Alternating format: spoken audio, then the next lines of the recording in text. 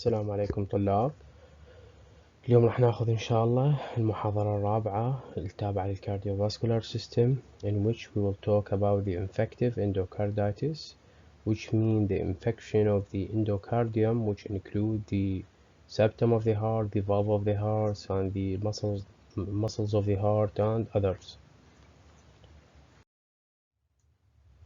بالمحاضرة السابقة طبعا أخذنا الروماتيك هارت ديزيز اللي هو أيضا autoimmune inflammatory reaction، أيضا involves the heart valves، وتبدي التشينجز اللي يصير اللي حكينا عليها بالمحاضرة السابقة. هسه هنا راح ناخذ infective endocarditis. This is caused by microbial infection of the heart valve, the lining of the cardiac chamber or blood vessels, or by a congenital anomaly. So the microbial infection can infect the heart valve اللي هي الصمامات, the lining of the cardiac chamber or the blood vessels also may be included, or by a congenital anomaly يعني التشوهات الخلقية اللي تكون موجودة بالقلب. Both native and prosthetic valves can be affected. The heart valve can be native, which mean the original heart valve. The prosthetic valve, which mean the replaced valve due to diseases, we call it the prosthetic valves. Both can be affected. The most common causes of infective endocarditis are streptococci and staphylococci, but other organisms may be also involved. Okay, so the most common cause, we have the streptococci and the staphylococci. Epidemiology. The incidence of infective endocarditis is community-based studies ranges from 5 to 15 cases per 100,000 per annum. More than 50% of patients are over 60 years of age, so it most commonly affect the adult persons, and the range of the age is usually more than 50 or 60 years of age. هذا عكس الروماتيك heart disease اللي قلنا هو most commonly يكون between the 5 to 15 years old children, which can be affected by the rheumatic heart disease. But in infective endocarditis, the range of age is about over the 60 years of age, more than 50%. In a large British study, the underlying condition was rheumatic heart disease in 24% of patients, congenital heart disease in 18% of patients, other cardiac abnormalities such as calcified aortic valve or floppy mitral valve in 25%. The remaining 32% were not thought to have a pre-existing cardiac anomalies. So, the underlying condition in which they found the infective endocarditis occur in rheumatic heart disease، لقوا إنه 24 يعني نسبة 24% عندهم rheumatic heart disease فصار بيهم infective endocarditis. لقوا 19% من المصابين عندهم أصلا congenital heart disease فصار بيهم infective endocarditis. other cardiac anomalies لقوا عند تقريبا 25%.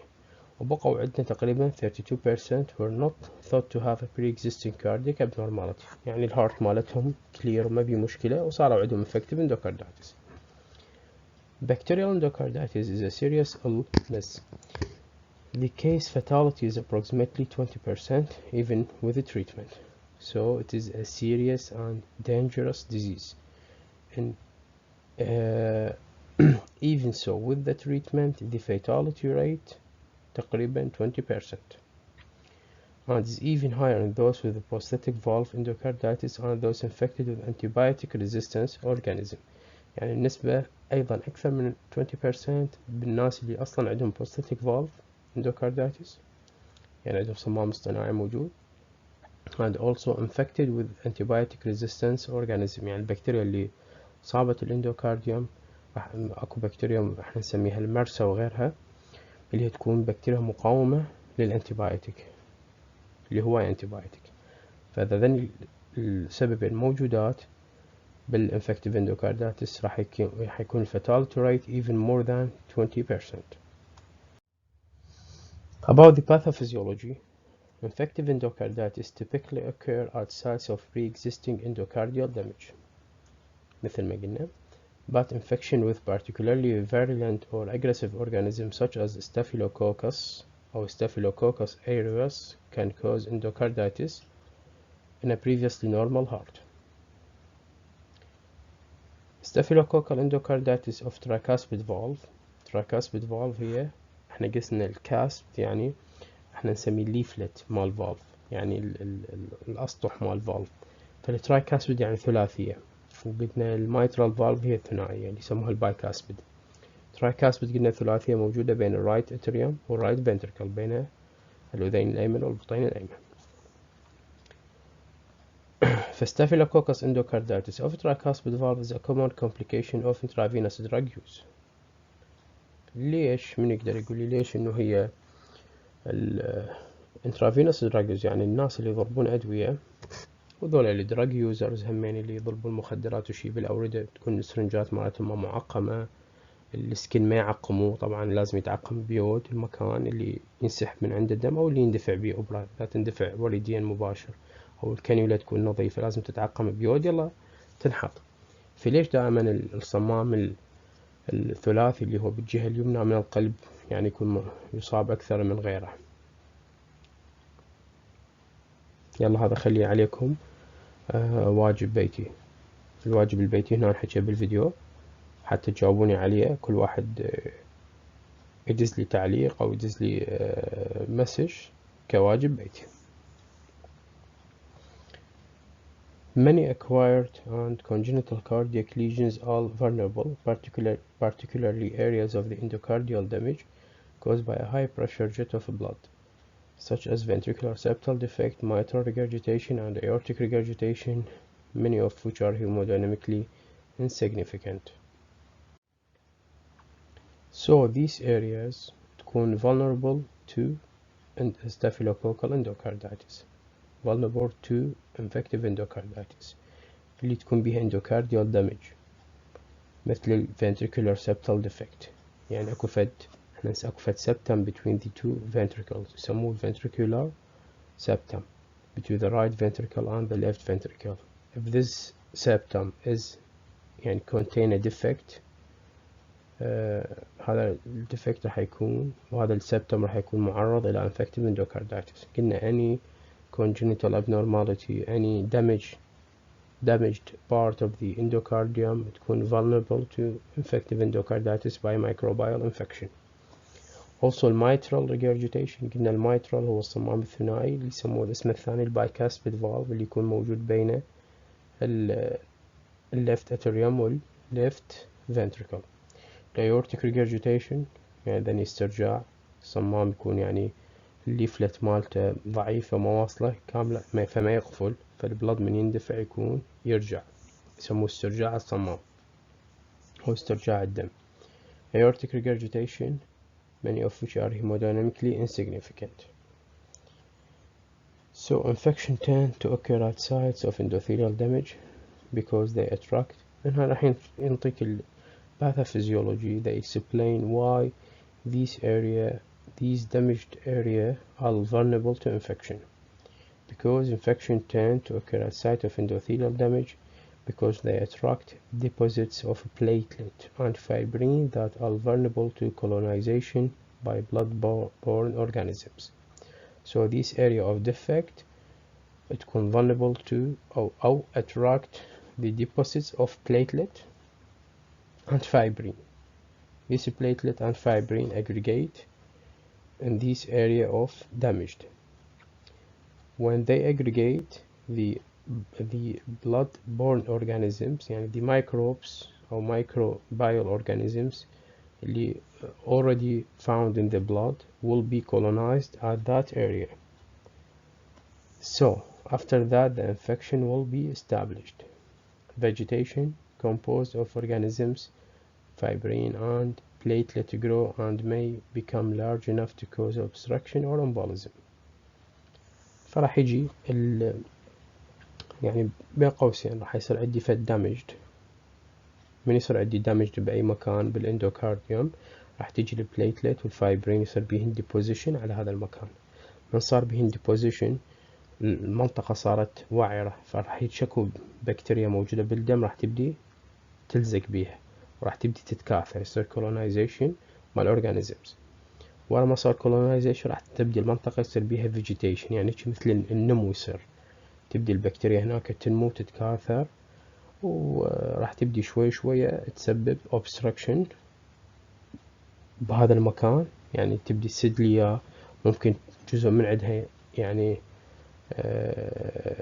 ينشلع ويصير لنا كامبولزم كجلطة، ويسوي لنا فد جلطة بالقلب أو بالدماغ أو بأي مكان ثاني. وطبعا هذا الفيجيتيشن هم إذا يبقى بيه بكتيريا ممكن يتحول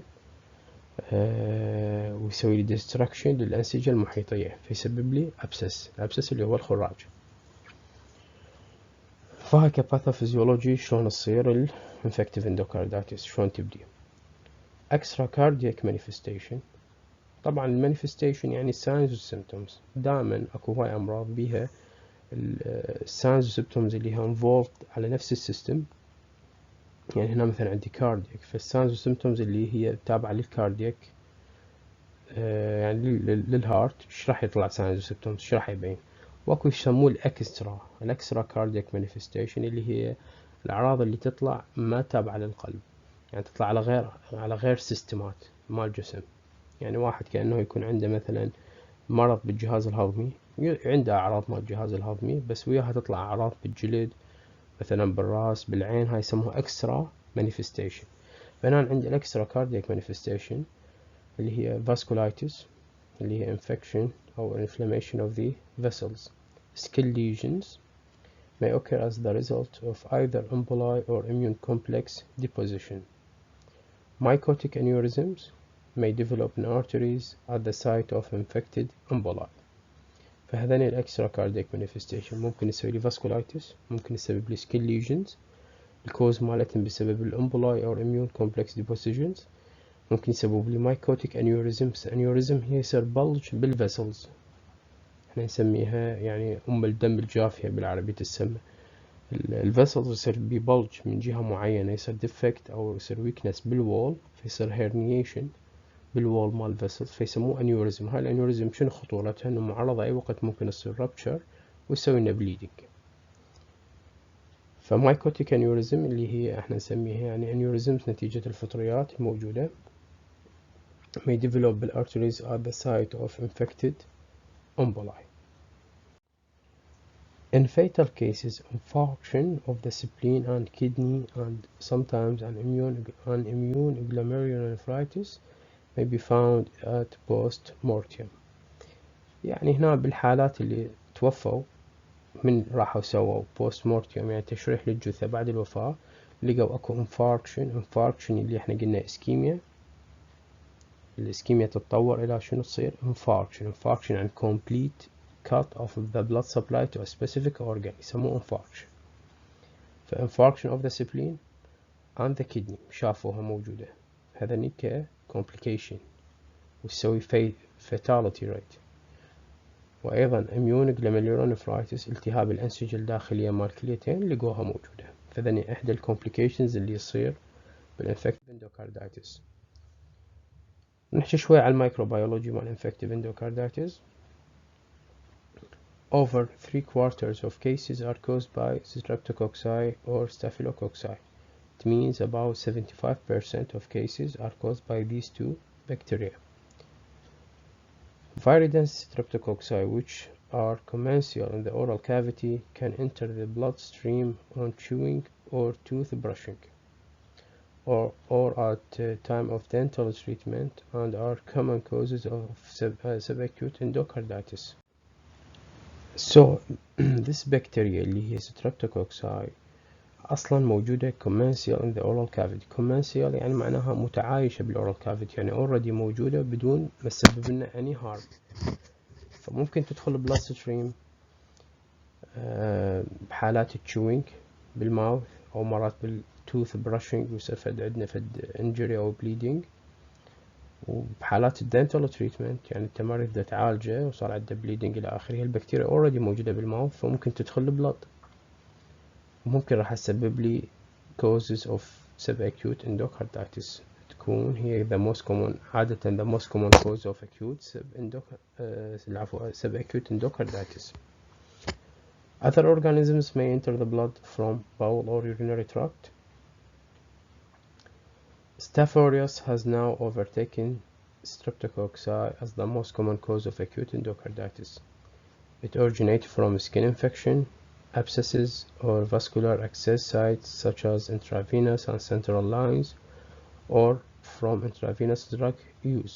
It is highly virulent and invasive, usually produce fluoride vegetation, rapid valve destruction and abscess formation. حاليا الدراسات تقول انه الستاف فوريوس تصير the most common cause مال infective endocarditis. من تجي طبعا من السكين انفكشن، لان هي تكون يعني موقعها الرئيسي بالسكين، فاني سكين انفكشن ممكن ينتقل للبلاد ويروح يسوي لي infective endocarditis. اني ابسس خراج، اني vascular access site يعني تشك ابره تسحب دم، اي نيدل بانكتشر بالسكين ممكن يسبب لك، يعني ممكن طبعا الشكه مالتك توصل للبلاد، وهاي البكتيريا الستافوريس اللي موجوده بالسكين راح تنتقل للبلاد وتروح. فلذلك قلنا التعقيم باليود كل مكان اللي تريد تشكه، حتى الابره الانتراماسكولار اللي تنضرب بالبوتوكس المفروض المكان دائما نشوفوا انتوا يعقموا بكحول او بيود، يلا يصير الانجكشن حتى لا يسبب لي بكتيريا تدخل للبلاد وتسبب لي مشاكل من ضمنها الاندوكاردايتس. الانترا فينوس دراج يوزر نفس الشيء، ذولا كلهم ممكن يسببوا لي rapid valve destruction والabscess formation. Post-operative endocarditis after cardiac surgery may affect native or prosthetic heart valves or other prosthetic material. The most common organisms are coagulase negative staphylococci such as staph epidermis, which are part of the normal skin flora. This is frequently there is frequently a history of wound infection with the same organisms. طبعا after cardiac surgery ممكن prosthetic valve هي يصير بيها infective endocarditis. any prosthetic material تحطها بالجسم هي تكون معرضة لإنفكشن، فتكون more vulnerable to infection than the original material. هذولا البوست اوبراتيف تكون الكوجليس نيجاتيف اللي هي ستافيلو، هم من مجموعة الاستافيلوكوكساي، بس هنا الاستافيلوكوكساي ابيديرمس هي تكون ايضا موجودة بنورمال سكين فلورا، هي تكون الموست كومون كوز اوف بوست اوبراتيف اندوكاردايتس ككوز. هنا عندنا table about the microorganisms اللي involved into causing infective endocarditis. عندي الستافيلوكوكساي اللي قلنا ستافوريوس، وقلنا الكوجليس نيجاتيف اللي هي الابيديرمس اللي هي صارت هي اكثر حاليا من الستريبتوكوكساي كانفكتيفيتي تسبب لي انفكتيف اندوكاردايتس. عندي 44%. هنا طبعا يعني اي منطقي يعني نقدر نقول كنسبة 44% من الكوز مال انفكتيف اندوكاردايتس بسبب الستافيلوكوكساي. الثانية ما أريد النسب يعني لا تحفظوها، بس عرفوا لي هي الموست كومون مايكرو أورجانيزم حاليا موجود according to the British يعني according to the British studies إنه هي الستافيلوكوكساي. السكند موست كومون هي الستريبتوكوكساي، واكو الانتروكوكساي، واكو الهاسك جروب. الهاسك اللي هي ذني عدة مجموعات مال بكتيريا يسموها بجروب الهاسك اللي هي 4%، البولي مايكروبايل 2%، الفنجا إلى آخره. بس أنا أهم شي تعرفوا لي ذني أهم اثنين اللي هي الستافيلوكوكساي والستريبتوكوكساي إنه هي الموست كومون أورجانيزم. In acute fever endocarditis due to Coxella perniciae, the patient often has a history of contact with farm animals. The aortic valve is usually affected and there may be also hepatitis, pneumonia and purpura. Lifelong antibiotic therapy may be required. طبعا قلنا احنا any infection بالجسم إذا توصل البكتيريا للبلد وممكن خاصة تسبب لي اندوكاردايتس. فهنا الكيو فيفر، كيو فيفر يعني طبعا الكيو هي مختصر كلمة كويري فيفر، هي نوع من انواع الحمى اللي يعني مبهمة فيسموها كويري فيفر، كيو فيفر، نتيجة هذا الأورجانيزم الكوكسيلا بروناي. هذا البيشنت راح ينطي طبعا لازم هيستوري with contact with farm animals، لأن هاي البكتيريا المسببة بتكون موجودة بالفارم animals. فبهذا النوع من الكيو فيفر اندوكاردايتس الايورتيك فالف هي اللي أكثر وحدة يصير بها دمج.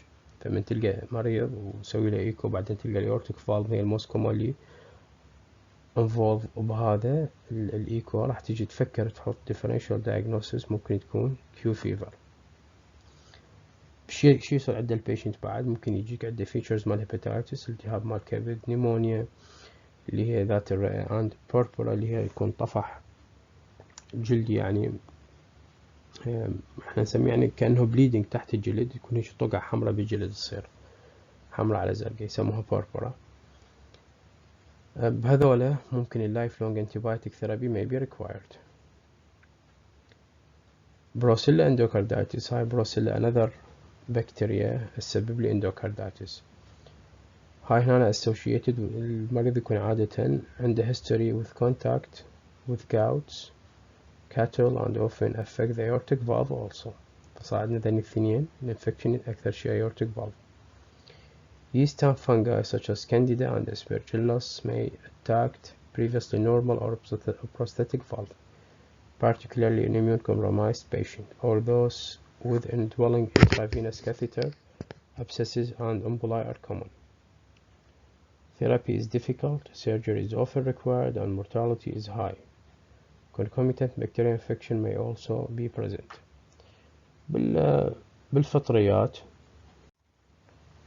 بالفطريات والخمائر مثل الكانديلا والاسبرجيلس، هذني نوع من انواع الفنجاي.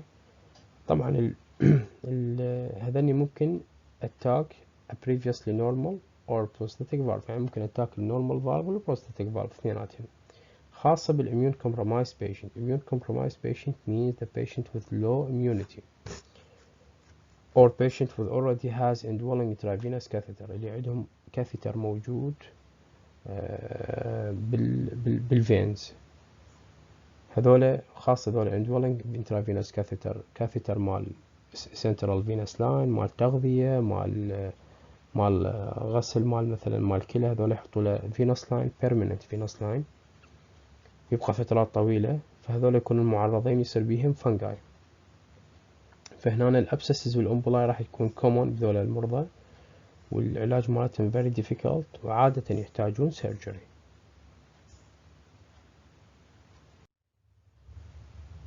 هنا طبعا حاطين صورة على الكلينيكال فيتشرز مال اندوكاردايتس. Endocarditis can be either acute, which mean يعني acute presentation, or more gradual insidious، معناها gradual اللي هي تكون sub-acute form، يعني أما تكون acute presentation or sub-acute presentation، acute endocarditis or sub-acute endocarditis. There is considerable overlap, however, because the clinical pattern is influenced not only by the organism but also by the site of infection, prior antibiotic therapy, and the presence of a valve or shunt prosthesis. The subacute form may be abruptly developed acute life-threatening complications such as valve disruption or emboli. طبعا هنا البرزنتيشن راح تعتمد على إن المريض ماخذ أصلا قبل انتبايوتيك لو لا، أكو عنده مشاكل بالفالف prosthetic or native or not، عنده history مال infection لو لا. هذني كلها تأثر على الفيتشرز وتأثر على البروجنوسيس مال المرض. طبعا السب اكيوت نحط ببالنا من واحد يصير عنده سب اكيوت اندوكاردايتس ممكن أي وقت يتحول إلى acute life threatening endocarditis. طبعا الفالف من يصير بيها involved ممكن يصير بيها disruption، ومن يصير بيها disruption راح تطلع منها امبولاي. هاي الامبولاي راح تفتر بالجسم تقعد لها بالدماغ تسوي لي CVA اللي هي احنا نسميها ستروك، جلطة دماغية، تقعد بالشرايين الصغيرة مال القلب تسبب لي اسكيميا بالهارت، تروح بالشرايين مال الكلية، تسبب لي رينال فيلير والى اخره. الفيتشرز اللي هنا موجودة تشوفون كل فيتشرز اكو يمه برسنتج معينة، يعني ايش قد النسبة اللي اشوفها بالمرضى.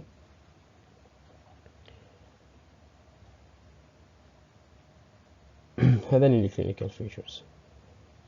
نبدي بالهارت. الهارت ممكن تسمع بيه ميرمرز. قلنا ميرمرز هو فد صوت وش يصير بالقلب من الشرايين، يصير بها مشكلة، الدم ما يقعد يتدفق بشكل مضبوط، يصير عندنا ميرمر. وبي انواع هواية الميرمر، بس احنا بس نعرف انه هذا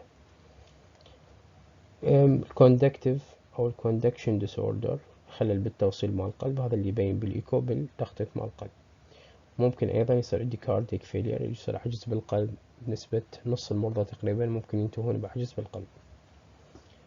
نجي بالكليتين شنو ممكن يصير؟ قلنا ممكن الفيسلز مال الكدنيز انفولف، فممكن يصير عنده هيماتشوريا يعني ادرار دموي، يصير عنده الادرار الدموي ممكن يبين يعني المريض يباوع روحه انه الادرار مالته صار لونه احمر، احنا نسميه ماكروسكوبيك. واكو المايكروسكوبيك ما يبين، هذا اللي يسوي تحليل مال الادرار يلا يبين انه اكو عنده ادرار مايكروسكوبيك. اوزلر نوتس، هاي فد نوتس تكون موجودة بالهاند صغيرة، سبكوتينس يعني نوديول. بيتيكاي الراش. بيتيكاي الراش تقريبا تصير مثل هاي هيك نقاط حمراء موجودة بالقدم، ممكن بغير مكان، اي مكان بالجسم ممكن تصير بيتيكاي الراش، بس النقاط حمراء راش يعني طفح جلدي منتشر يكون هيك مثل نقاط حمراء. loss of pulses يعني النبض من يتشيك بالرجل بالاطراف ما موجود. هذا الديجيتال كلابينج اللي يصير هذا شكل الأظفر مقوس، نسميه ديجيتال كلابينج فينجر، ممكن يصير بالهاند وممكن يصير بالفوت. وهاي اللي تشوفوا هاي النقاط تصير هيك بالطول حمراء بالفينجر بالنيل، هاي بالنيل تصير نقاط حمراء بالطول، يسموها سبلنتر هيموريج، يعني النزف تحت الأظفر يصير بشكل طولاني يسموه سبلنتر هيموريج. يعني سيستمك امبولاي، قلنا الامبولاي ممكن اي مكان تروح، ممكن هاي بنهاية الاصبع الصير تشوفون هاي بدا يصير اسود، يعني صار امبولاي بالفيسلز النهائية اللي تغذي الاصابع. الطحال ممكن يتضخم يسموها سبلينوميجالي. طبعا الروث سبوت ممكن هاي نشوفها بالعين موجودة، والكونجكتيفال هيموريج ايضا، هذا النزف اللي يصير تحت الكونجكتيفا مبين.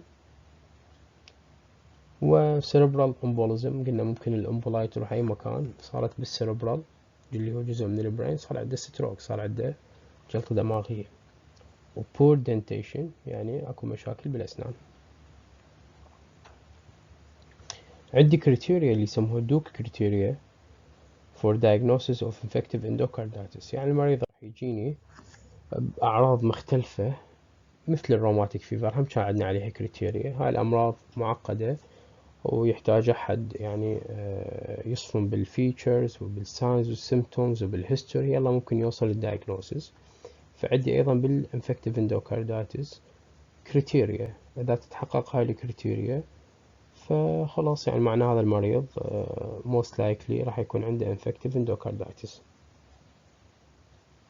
هنا أنا عندي major criteria و minor criteria. إذا المريض إجاني عنده 2 major criteria هذا أقول عليه infective endocarditis most likely. إذا إجاني عنده وحدة major criteria و3 minor criteria أو أكثر، فهذا أقول هو most likely هم infective endocarditis. إذا إجاني عنده فقط minor criteria لازم يكون عنده 5 أو أكثر، فهم هذا أقول عنده infective endocarditis.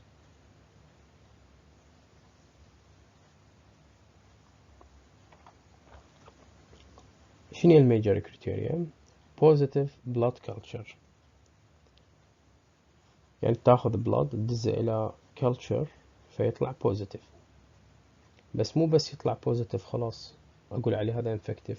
B criteria positive blood culture B criteria إنه typical organism from 2 cultures تكون موجودة، اللي هي شنو typical organism اللي هي streptococci والstaphylococcus cultureين على الأقل بكلتشرين أخذهن أدزهن، يعني يطلع عن التيبيكال أورجانيزم موجودات اللي هي أما ستريبتوكوكس أو الستافيلوكوكساي. هذا أقدر أقول عليه positive blood culture. persistent positive blood culture taken أكثر من 12 hour apart.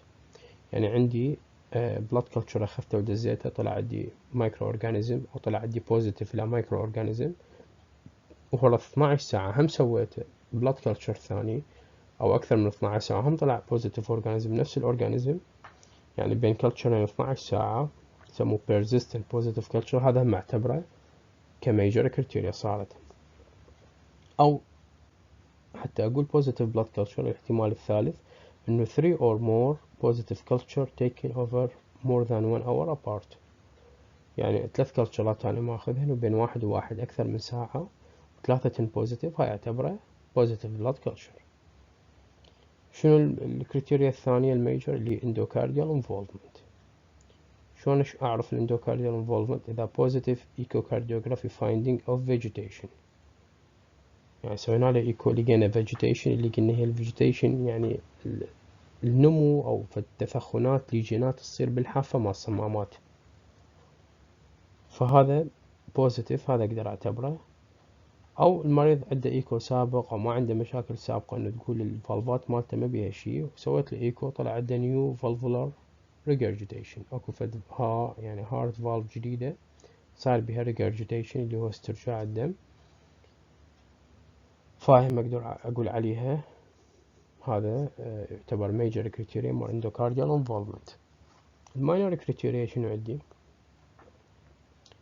اذا عنده المريض عنده predisposing valvar or cardiac abnormality، هذا يعتبره minor. اذا هو intravenous drug misuse، هو يتشكشك بروحه بالبيت كأنتيبايوتيك أو دراج يوزرز إلى آخره هم اعتبره. إذا عنده بايروكسيا more than 38 degree Celsius، يعني عنده ارتفاع بدرجة الحرارة هم اعتبره. إذا عنده أمبوليك فينومينان، صارت عنده فد أمبوليزم بجزء بجسمه وبين عنده هم اعتبره ماينر كريتيريا. إذا عنده فاسكولايتس فينومينان، عندي فد أعراض طلعت معينة تدل إن المريض عنده التهاب بالفيسلز مالته اللي موجودة بجسمه، هذا اعتبره أيضا minor criteria. إذا عندي blood culture suggestive organism grown but not achieving major criteria، يعني هاي الثلاثة criteria مال positive blood culture ما موجودة، بس هو عنده blood culture نقول عليها suggestive للأورجانيزم، بس مو هي هاي، ما حقق واحدة من ذني الثلاثة، فهاي معتبرها minor.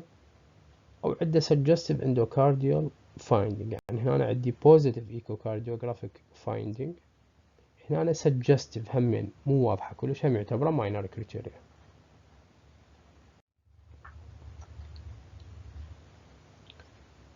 Subacute endocarditis. This should be suspected when a patient with congenital or valvular heart disease develop a persistent fever of unusual يعني complaining of unusual tiredness, night sweat or weight loss, or develop new signs of valve dysfunction or heart failure. هذيش طبعا حكينا عليها الكريتيريا بصورة عامة مال infective endocarditis. مال acute، إذا سبب acute الفيتشرز راح تكون مو كلش واضحة، أقل، بس شنو الشغلات اللي تخليني راح أشك إنه موجودة؟ ارتفاع بدرجة الحرارة مستمر، نحول عام بالجسم، تعرق ليلي وفقدان وزن، وأيضا تتطور عندي أعراض جديدة من valve dysfunction، إنه تبين إنه أكو مشاكل بالفالف مال الهارت، أو المريض صار عنده هارت فيلير عجز بالقلب. شنو اللس أوفن ممكن الفيتشرز اللي لس أوفن ممكن نلقاها؟ يجيني كأمبوليك ستروك، كجلطة دماغية، أو peripheral arterial embolization، أو جلطة بالأطراف، أطراف العليا أو الأطراف السفلى، السد الفيسلز الارتري اللي هو الشريان يسوي له ده يسموها جلطة.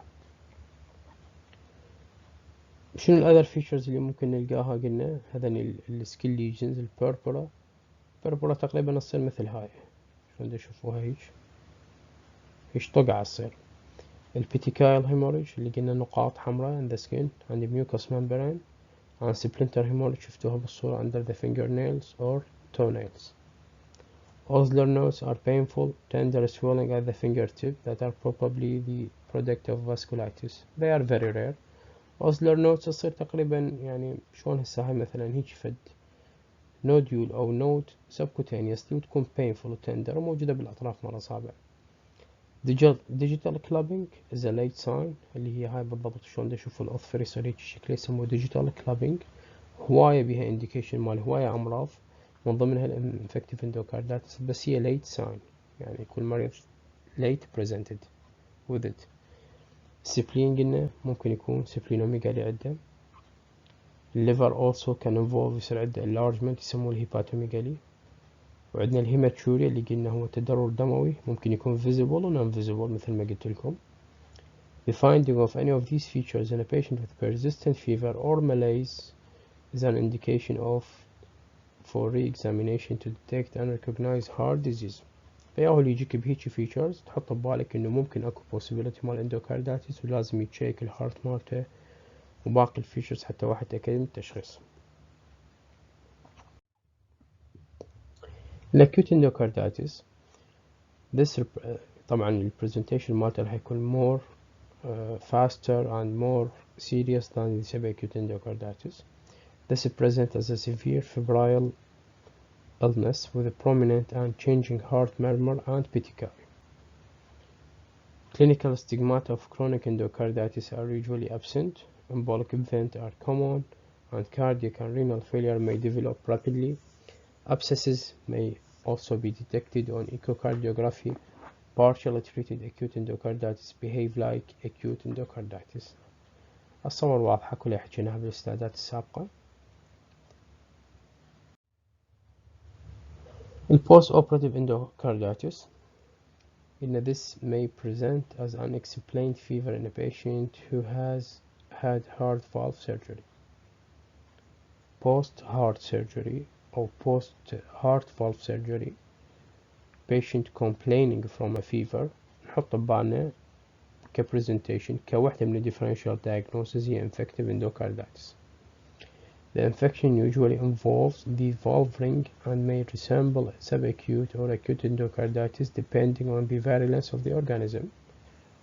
The infection عادة involve الvalve ring والfeatures ممكن تكون resemble the subacute or the acute endocarditis depending على شنو على virulence of the organism involved.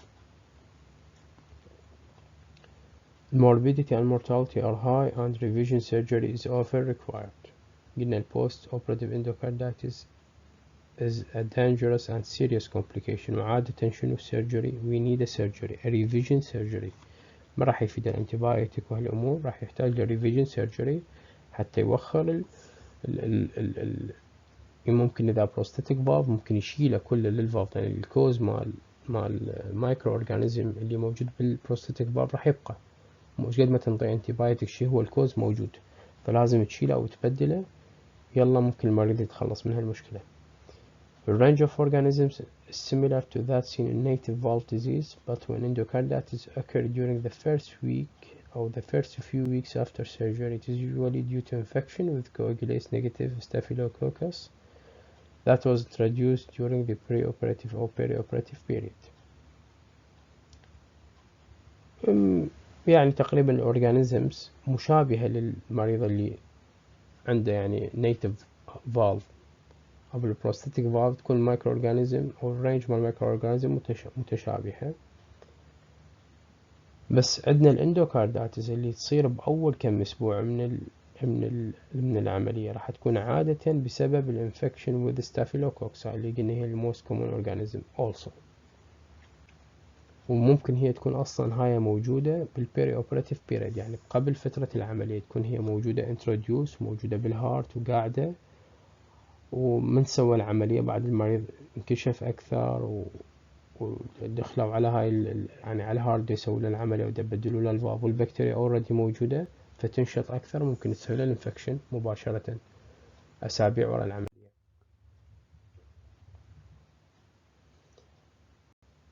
طبعا الانفستيجيشنز عندنا كم انفستيجيشنز مهمة قلنا احنا من ضمن الكريتيريا كلش نعتمد على بلاد كلتشر فأول investigations وأهم investigation هو البلاد كلتشر. طبعا المهم من البلاد كلتشر انه انت قبل لا تنطي الانتيبايوتيك، يعني من تحط ببالك كفيتشرز وانه انت شكيت بالاعراض انه هذا ممكن يكون infective endocarditis، المفروض قبل ما تبدي تريتمنت تاخذ بلاد كلتشر ووراها عاد تبلش تريتمنت لحد ما يجي الكلتشر يطلع النتيجة مالته. فهم ياخذون 3 to 6 sets of blood culture prior to commencing therapy. The first two specimens will detect bacteremia in 90% of culture positive cases. Taking discrete sets of blood culture from peripheral site at interval of more than 6 hours reduces the risk of misdiagnosis due to contamination with the skin commensal. طبعا احنا مثل ما قلنا انه دائما انت السامبل تاخذه لازم اكو ساعات بيناتها، 6 ساعات 12 ساعة حتى تقلل يعني الريسك اوف ايرور، توقع باخطاء، لان هي اصلا اكو بكتيريا موجودة بالسكن، فلازم السكن ممسوح زين قبل لا يسحبون العينة مال blood sample. Isolation of typical organism in more than one culture provides strong evidence in the favor of the diagnosis مثل ما حكينا بالكريتيريا.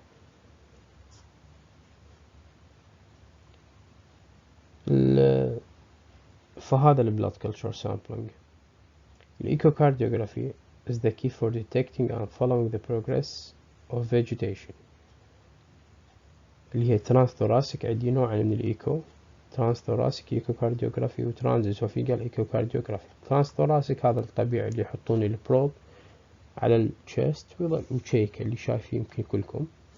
transesophageal echocardiography هنا يدخلون البروب يعني عن طريق الاسوفيجاس، يعني عن طريق الماوث وينزلون على الاسوفيجاس، ومن هناك من الاسوفيجاس يشيكون الهارت، يكون هذا طبعا ادق.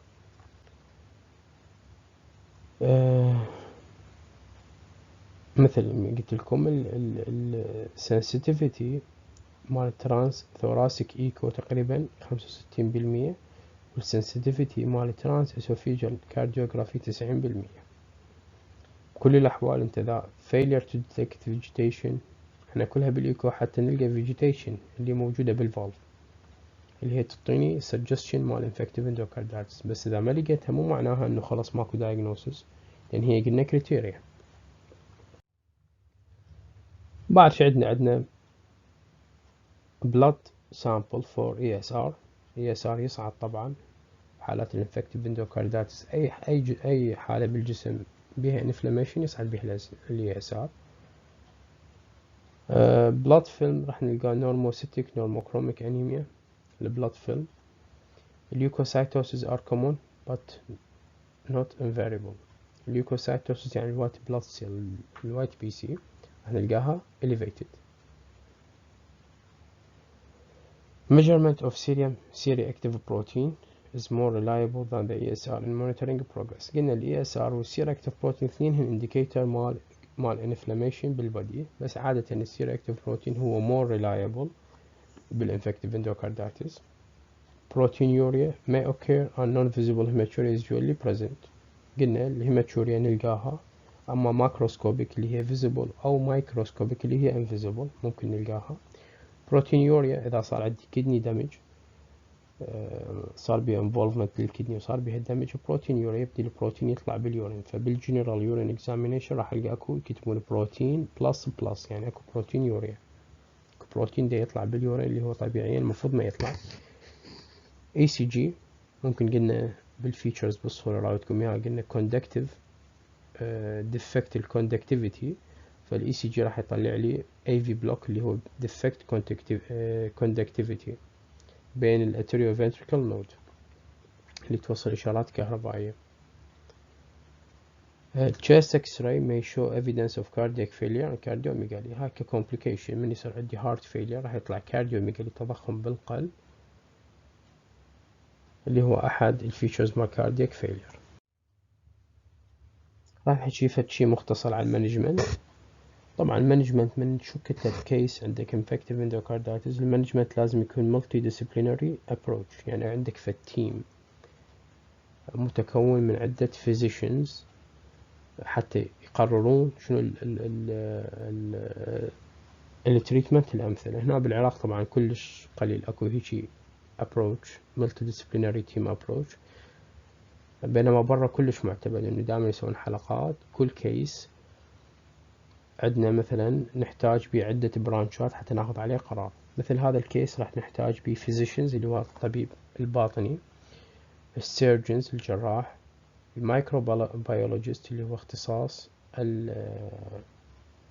يعني اختصاص الأحياء الدقيقة والبكتيريا، increase ذولا كلهم من يعني بهاي ذولا ثلاثة، وباثولوجيست طبعا اللي هو راح يقرأ لي البلد كلتشر. هذولا من يجتمعون طبعا راح الوصول للتشخيص والتريتمنت الأنسب راح يكون أحسن طبعا، والchance of successful outcome تكون better.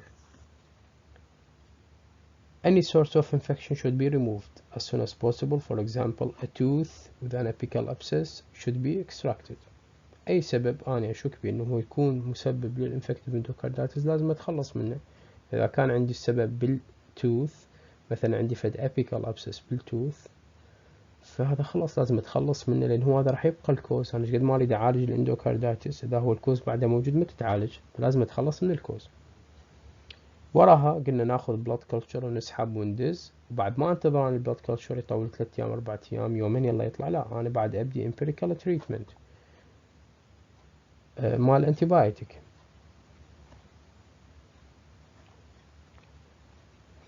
وطبعا هنا مقسمين التريتمنت مال انتيبايوتيك حسب البرزنتيشن، اذا عندي سب اكيوت، اذا عندي اكيوت، او اذا عندي سسبشن مال بروستاتيك فالف انفولفمنت. يعني بالسب اكيوت برزنتيشن انتيبايوتيك ايديالي ننطي بعض المصادر تقول انه انت هو سب اكيوت برزنتيشن، هو صح ممكن اي وقت يتحول الى اكيوت، بس يعني يفضل انه تنتظر البلاد كلتشر يطلع حتى تعطي بالضبط الانتيبايوتيك اللي هي مقاومة للبلاد كلتشر. اذا المريض لا حالته ما تتحمل وخلاص حتى مباشرة تبديله، لا بعد تبديله امبيريكال انتيبايوتيك لحد ما يجي البلاد كلتشر وتسوي له موديفيكيشن حسب الكلتشر. شنو الانتيبايوتيك اللي عندنا؟ البنسلين. طبعا ذني الستافيلوكوكس ستريبتوكوكس ذني هن الموست كومونلي سنسيتيف للبنسلين، فدائما يشوفون العلاجات مالتهم بنسلين. اموكسيسيلين تستعمل 2 جرام 6 times daily IV should be considered with or without gentamicin. البنسلين هو راح يغطي الجرام بوزيتيف اورجانيزم اللي هي جاية منها الستافيلوكوكس والستريبتوكوكساي جرام بوزيتيف اورجانيزم. الجنتامايسين راح يغطي لي الجرام نيجاتيف اورجانيزم. اخاف اكو انذر بكتيريا، لان احنا ننطي امبيريكال انتيبايوتيك بعد، يعني ما اخذ كلتشر واعرف شنو بالضبط الانتيبايوتيك حتى اعطي شنو بالضبط الاورجانيزم حتى انطي الانتيبايوتيك اللي كتله. امبيريكال يعني علاج شامل. اذا البرزنتيشن اجاني اكيوت، قلنا هنا بعد ماكو ابد مجال للانتظار، راسا نبدي الامبيريكال ثيرابي اللي هو علاج شامل. ابدي طبعا الفانكومايسين اللي هو يعني more powerful than the penicillin. نعطي يغطي لي جرام بوزيتيف، طبعا نعطي 1 جرام twice daily هم اي في. شوفون هنا بعد ماكو اورال كله اي في، لان عندي كيس نعتبرها دانجرس وكريتيكال كيس. بالاضافه انطي فد جنتامايسين هو قلنا جرام نيجاتيف يغطي لي.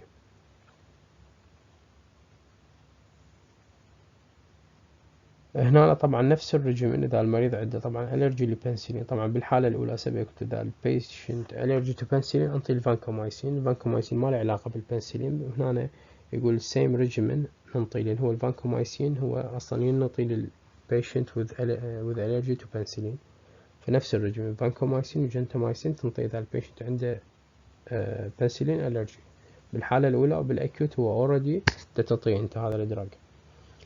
The patient with suspected prosthetic valve endocarditis should be treated with vancomycin and gentamicin نفس ال above regimen، بس هنا راح نضيف له rifampicin orally in a dose 300 to 600 mg twice daily، لأن هنا prosthetic valve هذا more dangerous.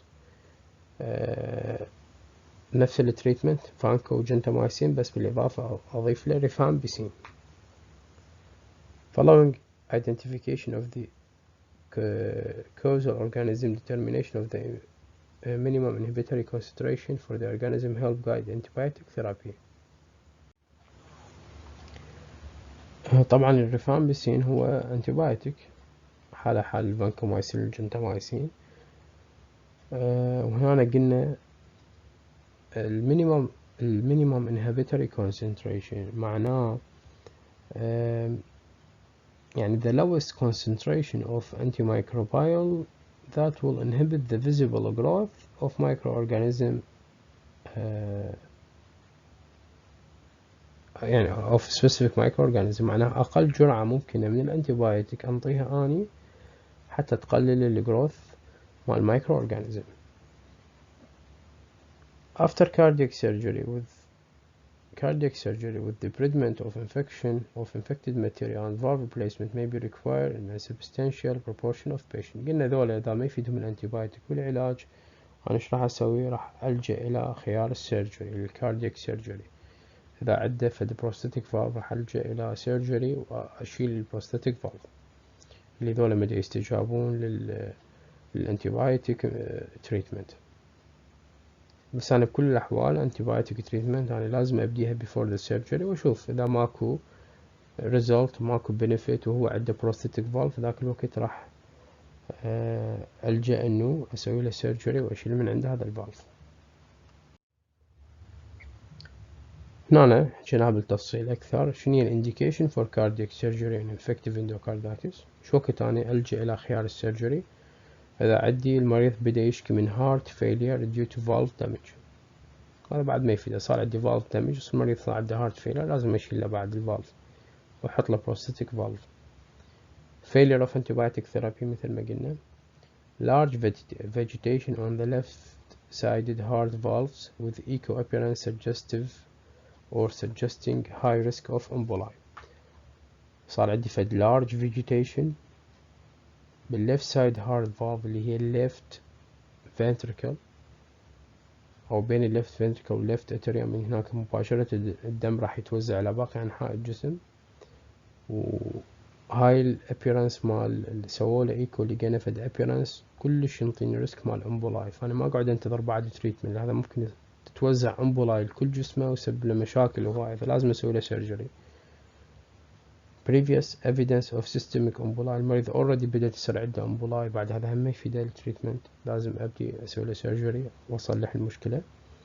abscess formation صار عندي خراج تكون بالفالف أو بأي مكان بالهارت هذا بعد لازم. أنتوا تعرفون any abscess بالجسم يعني most likely يحتاج drainage ما يفيد الانتيبايوتيك. هو الابسس يكون في جدار مقاوم أي انتيبايوتيك تنطي يتحلل قبل لا يوصل للابسس فما يفيد. أي ابسس بالجسم لازم يتنظف. آخر شي prevention of infective endocarditis. Until recently, antibiotic prophylaxis was routinely given to people at risk of infective endocarditis undergoing interventional procedure. However, as this has not been proven to be effective, the link between episodes of infective endocarditis and interventional procedures has not been demonstrated. Antibiotic prophylaxis is no longer offered routinely. يعني بين قوسين البريفنشن هي انت خلاص يعني بس تاخذ وقاية انه اسنانك دائما نظيفة ومو يبقى بها ابسس وتبقى فترة طويلة. دائما من تستعمل كانيولا او من تستعمل انجكشن لازم تكون مكان معقم. صار عندك انفكشن بالجسم لازم يتعالج مو تهمله وتعوف على مود يصير عندك بكتيريميا وبعدين يوصل للهارت ويسوي لنا انفكتيف اندوكاردايتس. لان شافوا انت حتى الناس اللي عندهم ريسك بالانفكتيف اندوكاردايتس وانطوهم بروفيلاكسيس انتيبايوتيك مو كلش يعني قللت او الابيسودز مال انفكتيف اندوكاردايتس فلذلك لغوها. فانتيبايوتيك بروفيلاكسيس no longer offered routinely الا بعض الحالات اللي كلش ريسكي ذاك الوقت يجوز ينطون وتقلل عليهم الريسك. لهنا ان شاء الله خلصت محاضرتنا مع اليوم اللي هي المحاضرة الرابعة من الكارديوفاسكولار سيستم. بقت لنا محاضرة واحدة اللي هي الكونجستيف هارت فيلير ويخلص ان شاء الله الكارديوفاسكولار سيستم. يلا بالتوفيق.